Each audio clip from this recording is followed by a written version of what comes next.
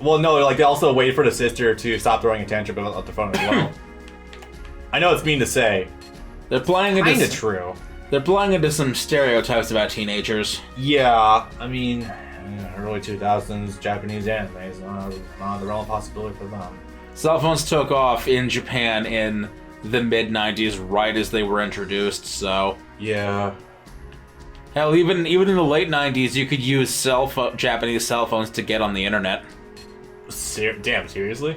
Yeah, that was how in Japan anyway, you were supposed to access Celebi was... Oh yeah, that's right. Connecting a cell phone to Game Boy Color adapter, and then downloading from the internet the Celebi event. Right, I forgot about that. I love lack of feature proofing. But yeah, you're right about that, but yeah, if they didn't stop, they probably would have all lived, but... Yeah, my bigger issue is just the fact that Zaph would fucking fight in a civilian airspace. That's... I mean, obviously it happened at the little bit of the start of the first fucking show. But still, that's where I draw the hard line. Alright, we're skipping Junia 7. Oh yeah, by the way, we tried to call it a drop in the first... Oh, what was it? 45 minutes into the first movie? Which would have been like the first 5-6 episodes? Thereabouts.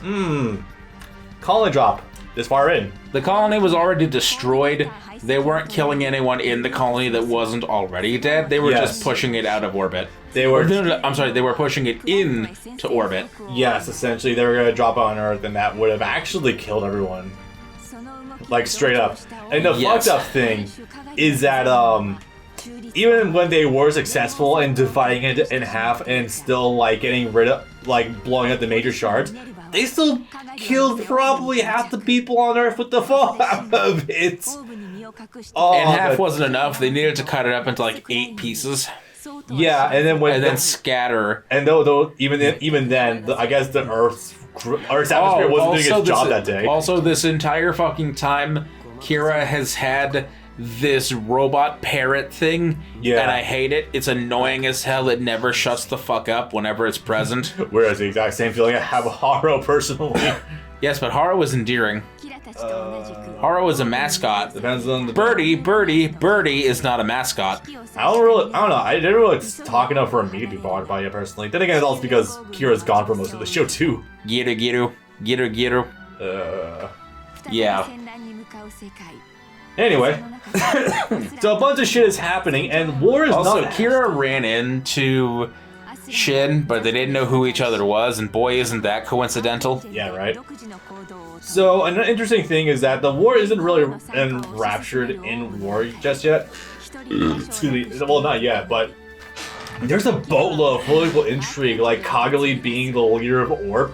Which, by the way, thank you for actually showing what Orb is. Thank you, movies. I had to research that like halfway through the fucking Destiny.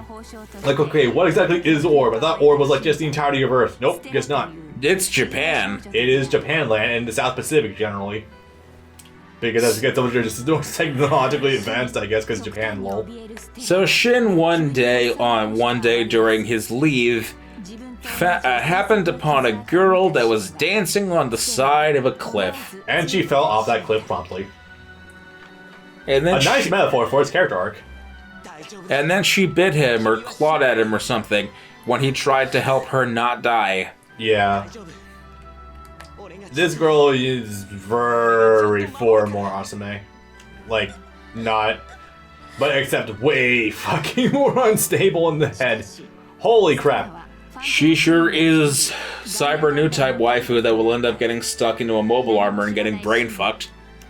Oh hey, you just described the sequence of events perfectly, as well as Force. What a coincidence. And has her brain wiped multiple times. And that's a new one. That one is a new one. But yeah, that happens in almost every single series. Well, Force's issue was that she kept, she had like definite hardcore multiple personality disorder because of the that was Rosamia. Well, yeah, her too, but Four had pretty bad as well, was switching between memories of having of Camille and not Camille. Wow, a bunch of things just happened on the screen.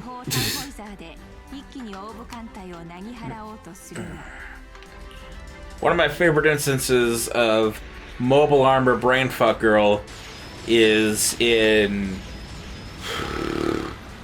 Gundam Age towards almost the very end, where a very nice lady gets put in mobile armor after getting brain fucked by her husband dying. So she's more than a little pissed at. I don't even think they have in our Federation or name. Oh my god, we are already jumping to him coming back. Is it blindingly obvious how popular Kira is in Japan? The first cutscene we have for this one is him jumping back in. This is Kagali Eula Atha of Orb. Is she really? No. No. That's a pretender. Okay, I believe you. That's an imposter. Okay, I believe you. So everyone go shoot her. Sir, are you sure? What if she... I said shoot her. That's your wife. Shoot her!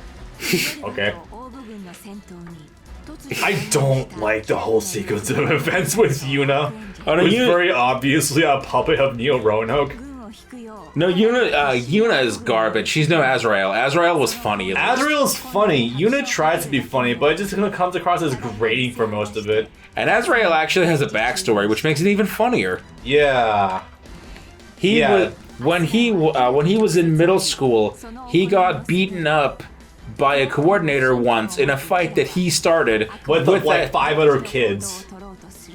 They were just spectating, I think. He fought one coordinator and got beat up when he started the fight with that coordinator. Yeah. And the coordinator said, "You could never beat me. That's just natural."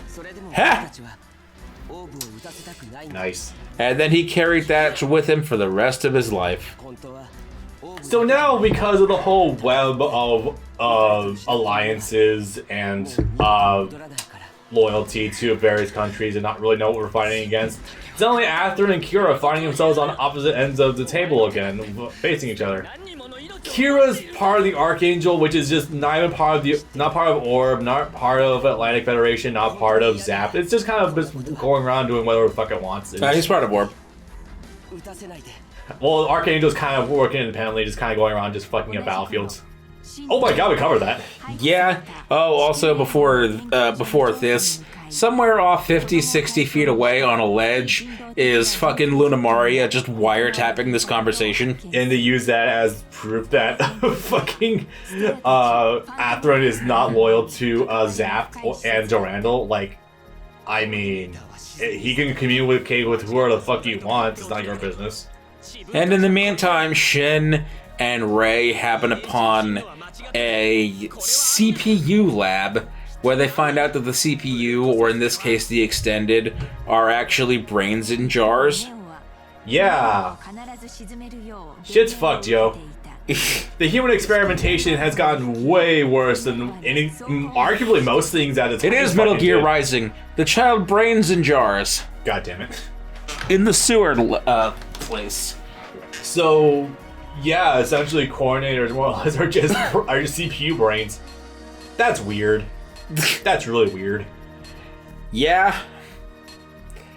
This show gets to some dark places and I do like that, but like, I don't know, it never follows through on a lot of stuff. As weird as that sounds.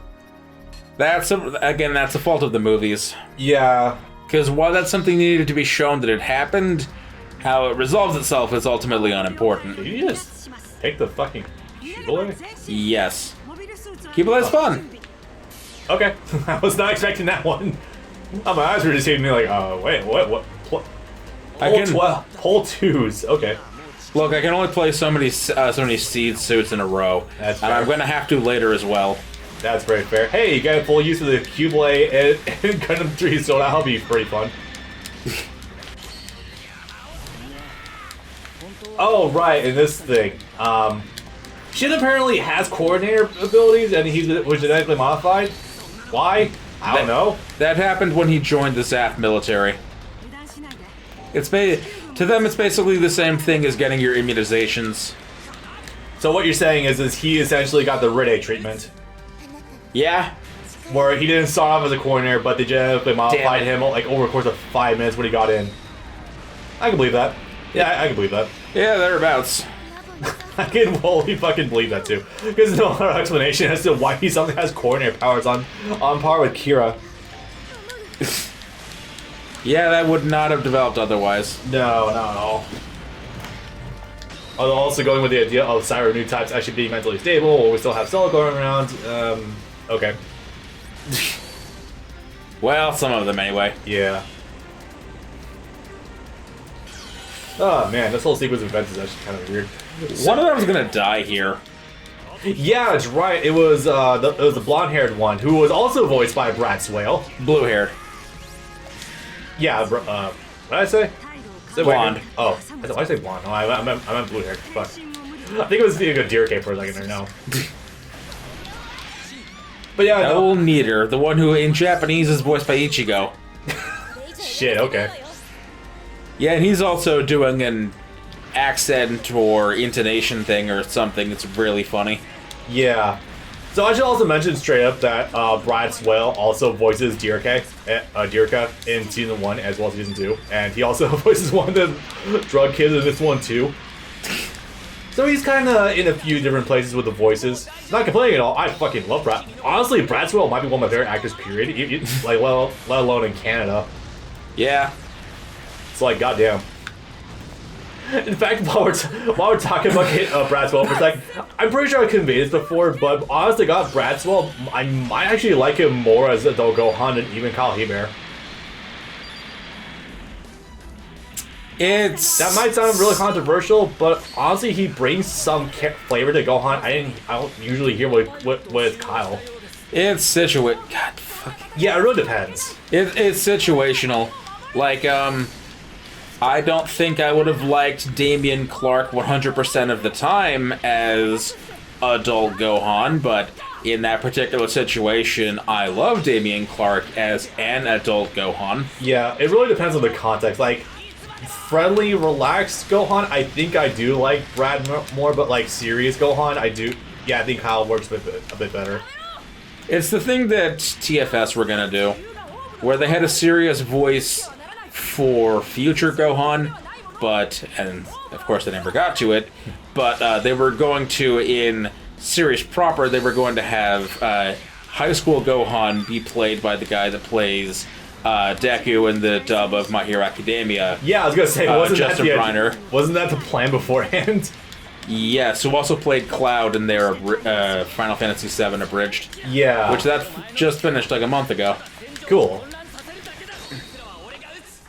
You're telling me to get motivated to do the one for remake. Dear God, I hope not. Yeah. Fucking Double X's attack is actually better than I expected. Damn. Twin satellite cannon, baby. Damn. Regarded as apparently one of the most powerful weapons in the entire Gundam franchise. And that's impressive considering some of the bullshit we've seen. Oh, yeah. Yeah. This thing is still here. Let's fix that. Yeah. If you attack from beneath, you'll do damage. I think one of the big tricks to taking care of them is multi-hit attacks, like strong moves that have multiple hits about them. Get the fuck out. So I think it registers each one of those hits as an actual attack versus like where it's usually like a wide sweeping move. I could be wrong about that though, but I'm pretty sure that's the case. That's okay. I'm still using a relevant suit. It has funnels. There's Sting. Oh boy. Somehow he's the drug character I like the most in terms of design. He's the leader. He also just doesn't scream the most early 2000s kids WB cartoon character the most either.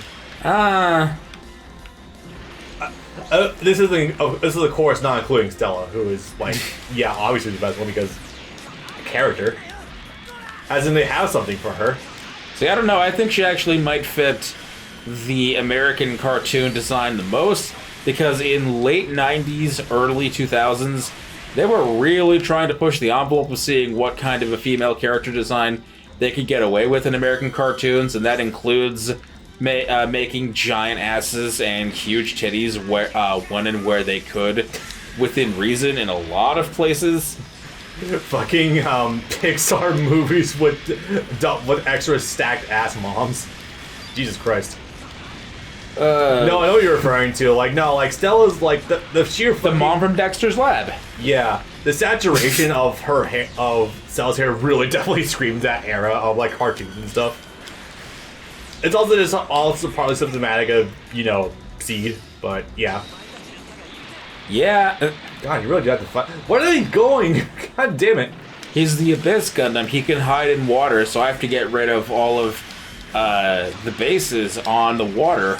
Is that actually a thing? I didn't think that. Yes. I didn't think they actually played it up. I thought it was just a thing they did one time. No, he does that at any time that the option's available. Is he'll hide in the water, hit and fade, pick his shots. Guess that works.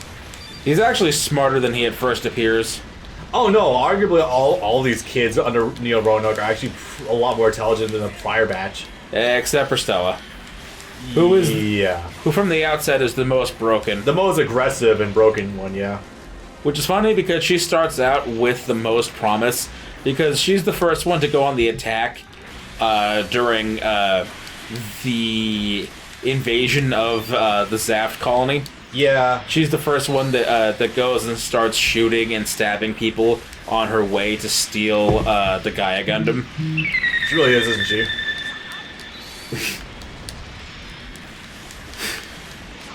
What could have been.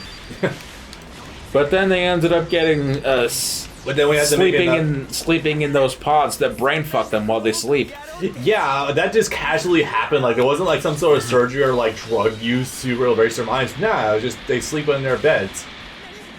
Okay. I guess that's one way to go about doing it. I actually kind of appreciate it if they're conditioned to sleep somewhere that's going to do it while they're passive. It means that they sort of thought about this process. Yeah, that also proves that they're definitely got one up on the Titans with not having to do drugs and hypnotherapy in order to get the same result. Oh no, there are drugs involved. Oh no, there are, but like nothing like extenuous. It's amazing the progress they made on that in a year between the CPUs and the extended. Yeah. The most of the extended are a lot more stable than the CPUs, who would just end up fighting each other more than they would fight the enemies. Yeah. Yeah, Azrael didn't have the most effective batch, gonna be honest. Oh no, they were all fuck-ups. Yeah. And then they all got killed by the fucking colony laser, the Genesis. That was actually kind of hilarious. I didn't register that they were dead. I was like, wait, what happened to them? Okay. In those movies, everything is blinking, you'll miss it, especially in the final Seed movie. God, yeah. Holy crap. That was, yeah, no thank you. Again, even though like I'm missing some details here and there for Destiny, for the most part, I feel like I know like a lot about the story. Because there's actually a lot to fucking breathe. It's amazing what you can do for long-form storytelling if you actually give yourself some room to breathe with the story, with the length, instead of having to bum rush it. Or you can make each of the movies 2 hours, and that way you only have to have 3 movies still, maybe. I think that would have been too much to sit through, though. There's not, in my mind, a huge jump from an hour and a half to 2 hours, honestly. It's a difference from 4 hours to 6 hours, almost. Not really. If you do 3 movies that are 2 hours a pop versus 4 movies that are an hour and a half a pop, you still arrive at 6 hours total. Yeah, it's one of the reasons why the Seed movies were so compressed, because they had 4.5 hours to convey everything versus the 6 hours of Seed Destiny. Which, granted, and that's why that formula might work for a 39-episode show, but not for a 50-episode show, and why it didn't work the other time they attempted that on a 50-episode show. How about that? Yeah, go figure. Because, like, if you take 50 episodes and, like, take that number and multiply it by 20 minutes, you arrive at, like, what's that map, actually? It's, like, 1,000 minutes? No, that's not right. I know it's, like, around, like, 15 hours. I've run that math before. For which? If you do, like, 50 episodes at 20 minutes a pop, that's like 50 times 20, that's 1,000 minutes. That's that's about 16 16.6 hours, I think. Something to that effect. It's still, you could still watch all of that in one day. It's absolutely not recommended, but I always go back to the time where, like a fucking idiot, I watched all of Future Diary in one straight 8-hour sitting, like 8 or 9 years ago. I don't do that. I can't do that. I've never done that for a 26 episode series ever again. Yeah. At a certain point, that just became an experiment to see if I could. I've done that plenty of times for 12 episode series, because that's 4 hours, and when I was younger anyway, it was not hard to find 4 hours to kill. I mean, I did it before with the Naruto in general, but like these days, or even back then, I need time to like let series breathe in my mind. Like the last time I really bum rushed a series, well, I guess besides One Piece, was IBO season 2. That's because like I was having so much fun with it. Yeah. But I still had to put the brakes on it once in a while so I could think about things like, okay, what's going on? What do I think is going to happen? Are there like any details I could possibly think of that I've missed? Oh, and she's got bandages around her head. Wow, we can actually read other things. By the way, her dress looks so much like Aqua's outfit from Kingdom Hearts. Kinda, yeah. Holy crap. Also, her eyes are fucked up right now. Yeah. She's having withdrawals, and Zapdo's going to let her die so they can autopsy her, so they can see the true extent of the damage. Yeah. The Atlantic Federation's oh, and in progress. In a true Char moment. I've never betrayed anyone in my life. I've never betrayed anyone in my life. Also, something about gaining memories back from a seashell or something. Huh. Oh yeah, the seashell that Stella gave to Shin. It's amazing how much you can bond over when you just met 2 hours prior. God. She was in there for a couple of days, and this was this was not the same day they met. This was later on the battlefield. Gundam really needs to let up with the whole idea of like suddenly finding your soulmate, and like after an hour you're like, we're gonna get married. Like, could you stop that, please?